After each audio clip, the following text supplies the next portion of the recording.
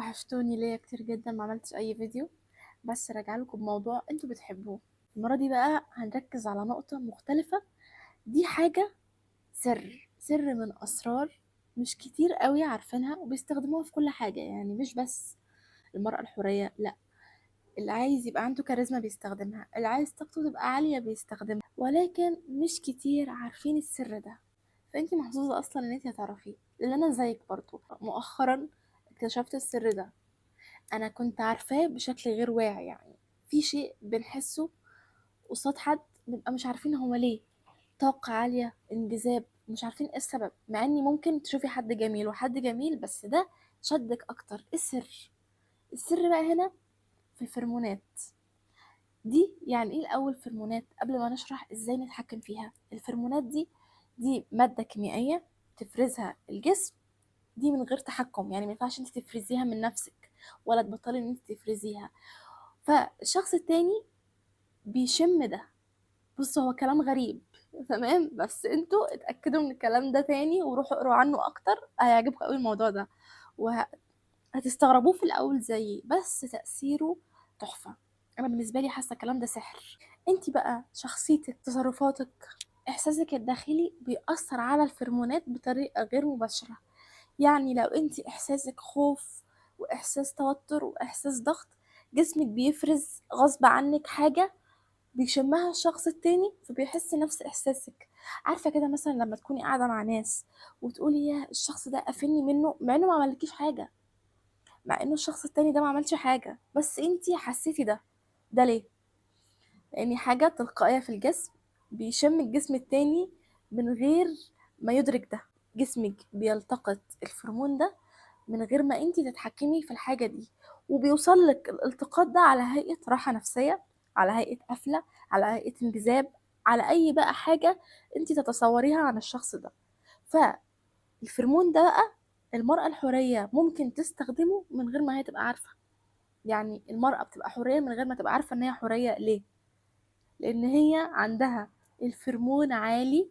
فالهالة دي والفرمون ده الشخص التاني بيتأثر، بيبقى مش عارف هو اتأثر ليه. انتي محتاجة ان انتي تستخدمي الفرمون ده اللي هو بيشتغل من غير وعي ليكي انتي. يبقى الفرمون ده ايه؟ الفرمون ده دي حاجة كيميكال كده في الجسم، مواد كيميائية الجسم زي سوري التعرق، زي الرياكشنز اللي بتظهر على جسمك، على وشك لما بتبقي خايفة او متوترة.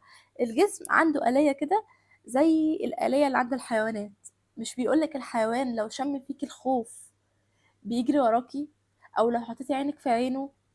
او المواجهة دي لما بيقولك الكلب شم فيكي ريحة الخوف، ايه هي الريحة دي؟ الريحة دي هي الفرمون. هي بقى نفس الريحة بتاعت الكاريزما اللي بتبقى ما بين راجل وست وقت العلاقة، ان هي مرتاحة مع فرموناته. هي دي نفس الفرمونات اللي بتعمل انجذاب في السكشوال او انجذاب عادي، يعني مش شرط سكشوال، بس ممكن تلاقي اتنين مش متوافقين مع بعض علشان مش على نفس الانجذاب ده. يعني فرموناته ما ارتاحتش مع فرموناتها، حاجة كده. يعني هما الاتنين شخصيتهم تحفة، بس هما الاتنين مع بعض لا، مش نافعين. هي بقى دي الحاجة دي شبيهة بالفرمونات. فانتي مش هتعرفي تتحكمي فيها، ولا هتعرفي تبطلي ان هي تطلع منك، ولا هتعرفي تشوفيها، ولكن تعرفي ان انت تتحكمي في ذاتك. ان انت لما بتبقي على تردد عالي في الشخصية وفي الطاقة، ده هينعكس على الفرمون اللي هيطلع منك.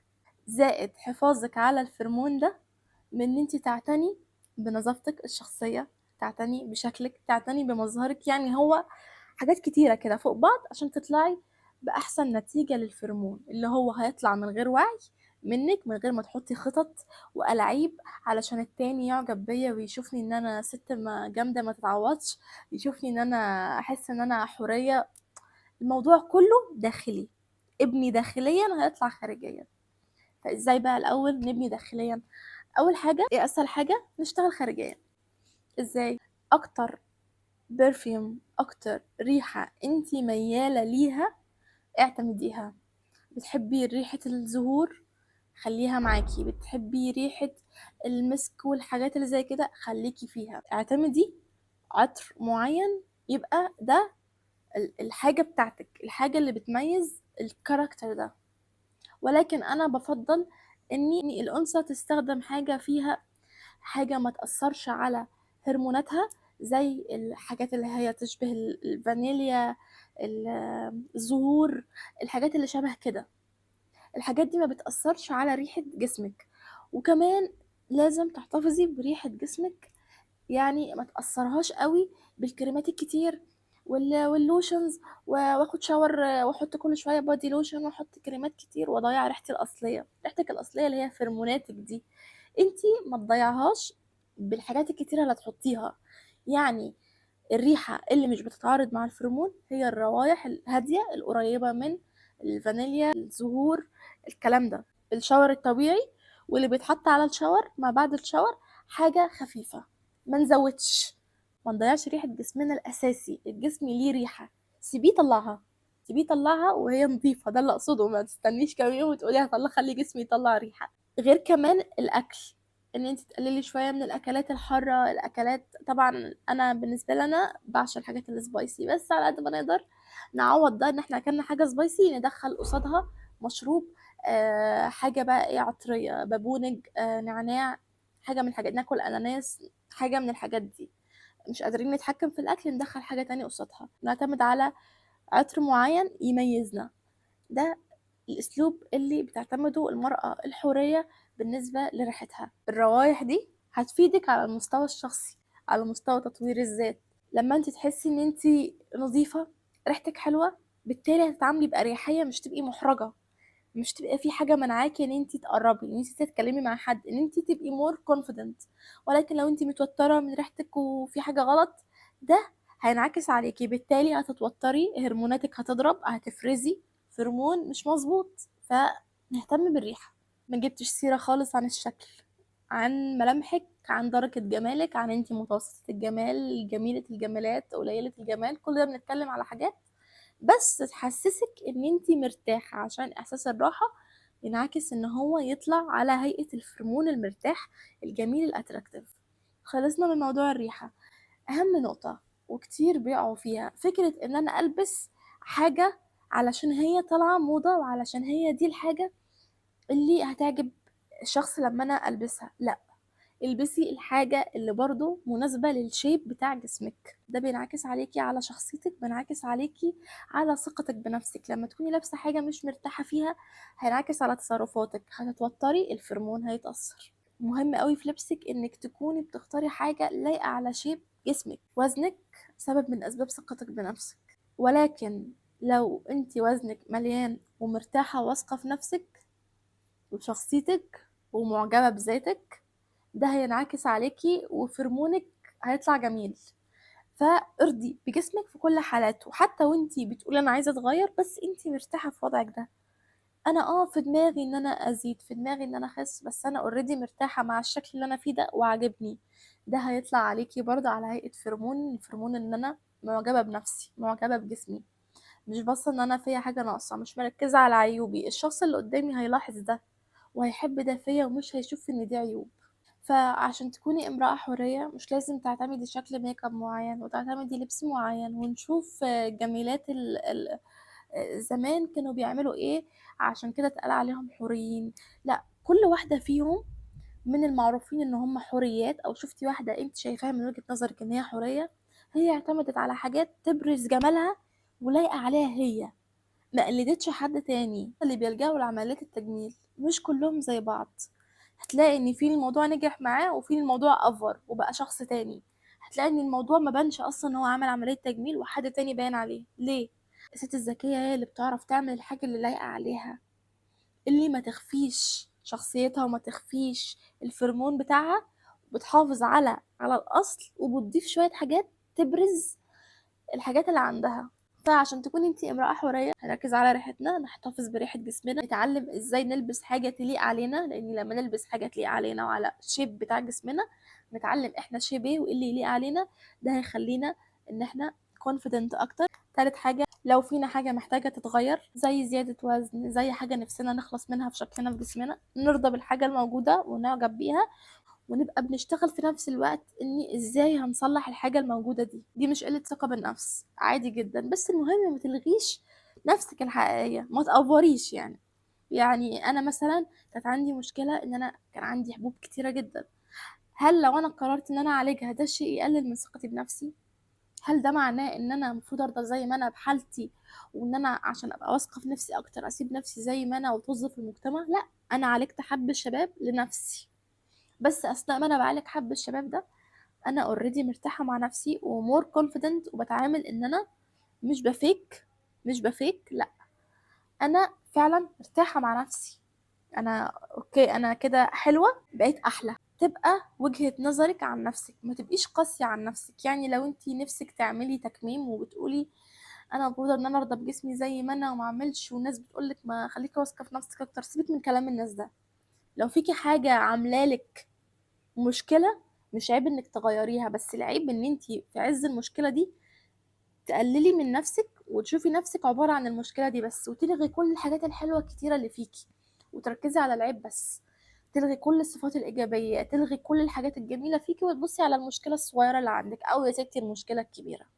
فالمرأة الحورية هي عارفة إمكانياتها، عارفة ما تستحقه، عارفة هي إيه المميزات اللي عندها وبتبرزها، والعيوب بتشتغل عليها. العيوب دي هي مش هتعرفها لك. يعني انت لما بتبقي منجذبة لشخصية بتقولي مش بتشوفي فيها أي عيوب، هي أصلا مش مركزة لك عليها، بتفضلي بص على الحاجات اللي هي متعمدة ان هي تظهرها عشان هي فعلا شايفاها بنفسها، ولكن هي عيوبها دي بتشتغل عليها مع نفسها، مش لازم تيجي تقولك او توضح لك من ده في تصرفاتها. لان المرأة الحورية الطاقة اللي بتطلع منها طاقة ثقة عالية، طاقة حضور.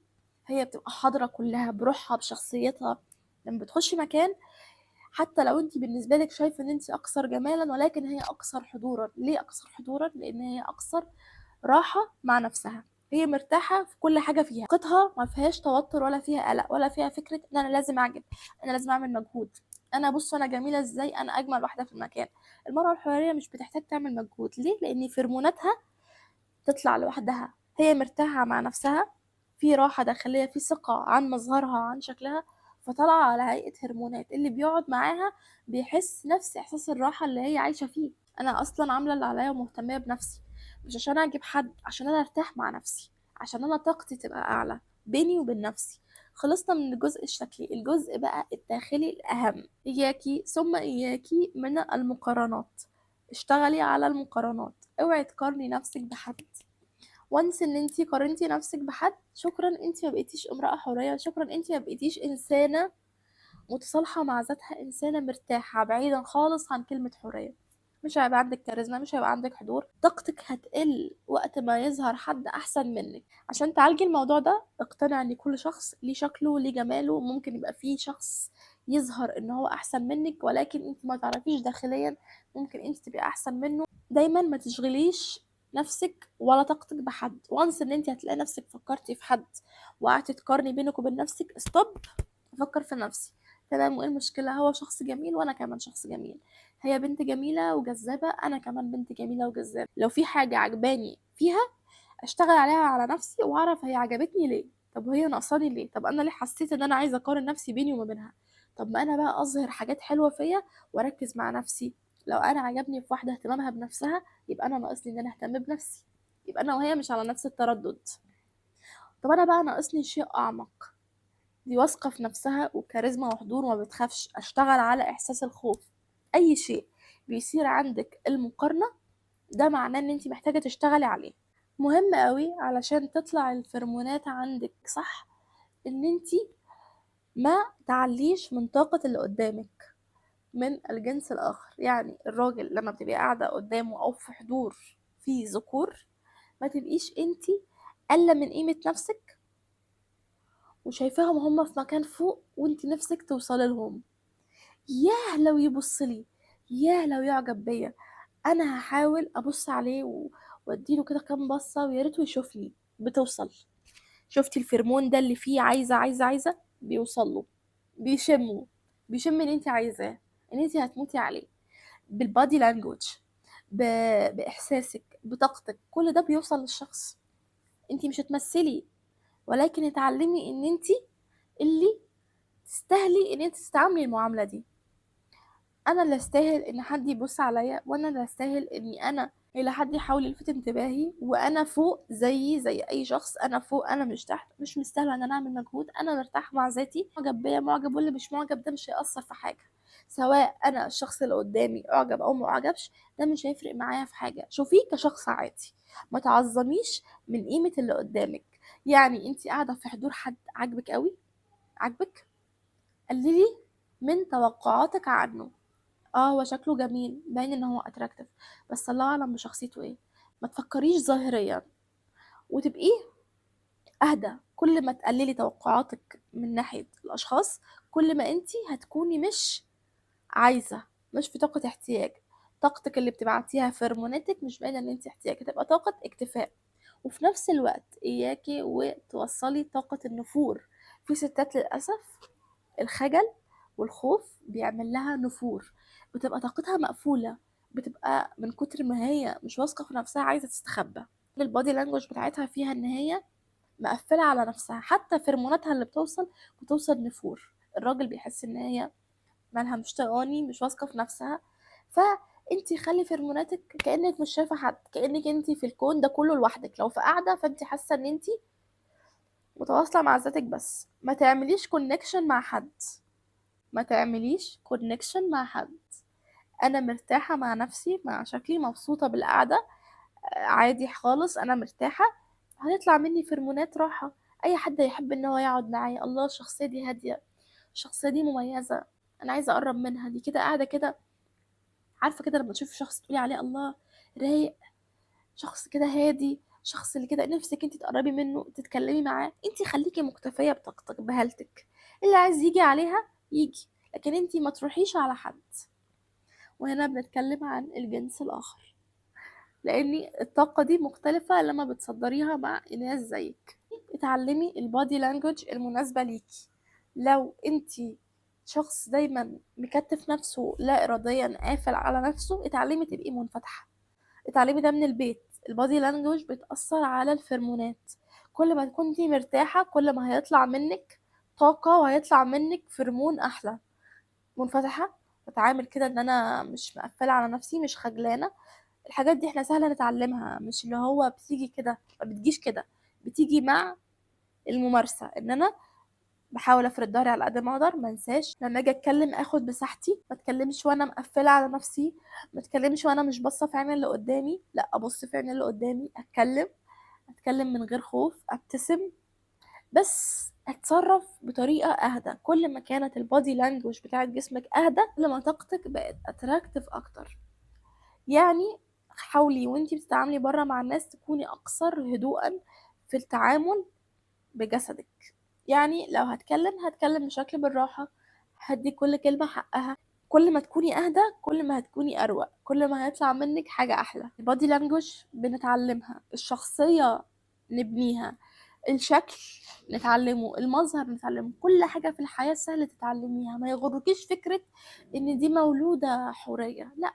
في واحدة ذكية عارفة هي بيليق عليها ايه، عارفة نفسها سهل ان هي تتعلم، عارفة عيوبها وبتقومها، عارفة ضعف ايه الموجود عندها في الشخصية وبتشتغل عليه، حاسة بقيمة نفسها وحاسة بمميزاتها. وواحدة تانية عايشة في دور الضعيفة الغلبانة اللي هي مش أحسن حاجة، مش حلوة إن واحدة تانية بتيجي تاخد منها أي حاجة في حياتها وتلفت الانتباه، وهي يا عيني الغلبانة اللي ما بتعرفش أي حاجة خالص. انتي اختاري انتي عايزة تبقي ايه، اختاري انت اي شخصية فيهم. وعايزة اقولك على حاجة، هدف الفيديو ده عن المرأة الحورية وعن الفرمون مش ان انت ازاي تعجبي راجل، او ازاي تصطادي عريس، او ازاي تبقي الست اللعوب اللي اي راجل بيحبها. لا، المرأة الحورية للأسف اتفهمت بطريقة غلط، لأن في ستات بتستخدم كل الكلام ده بطريقة غلط، تستخدمه لحتة انت عارفة كويس هي ايه، لكن الكلام ده هيخليكي كست يعني ايه. احنا بنسميه امرأة حورية بالمصطلح الدارج، ولكن هو ليه مسميات كثيرة جدا. الشخص الأكثر كاريزما، الشخص ذو الطاقة العالية، المرأة اللي تشعر بأنوثتها، الطاقة الأنثوية، كلها أسامي واحدة، بس في الآخر الهدف واحد. الهدف ايه؟ الهدف ان انت تكوني انت، تكوني في طاقتك، تكوني في اعلى تواصل مع نفسك. مش مهم الناس شايفيني ايه، مش مهم الناس عايزين يحطوني في انهي حته، عايزين يشوفوني بانهي طريقه، المهم ان انا مرتاحه مع نفسي. راحتي دي هي اللي بتخليني ان انا اتراكتيف اكتر. وعلى فكره الفرمونات مش عند الست بس، معلومه، الفرمونات عند الراجل. لما يبقى عاجبك راجل وتحسي ان هو اتراكتيف، وتحسي ان هو واصلك قوي هرموناته، واصلك قوي التستوستيرون عنده، واصلك كل الكلام ده، واصلك ليه؟ عشان هو الفرمون عنده حاسس، هو حاسس برجولته وحاسس بنفسه وشخصيته. فكل ده عشان هو مقتنع، عشان هو مقتنع داخليا بده، جسمه بيفرز ده، جسمه مصدق. فخلي جسمك يصدق صفاتك، ويصدق ان انتي تستاهلي، ويصدق ان انتي حلوة. وقتها شوفي نفسك هتبقي جذابة ازاي، وهتبقي فعلا امرأة حرية يتمناها اي حد. طالما وصلنا للنهاية، ما ننساش نعمل اشتراك ونعمل لايك، وسيبي كومنت تقولي لي استفدتي بايه النهارده. اشوفك في فيديو جديد.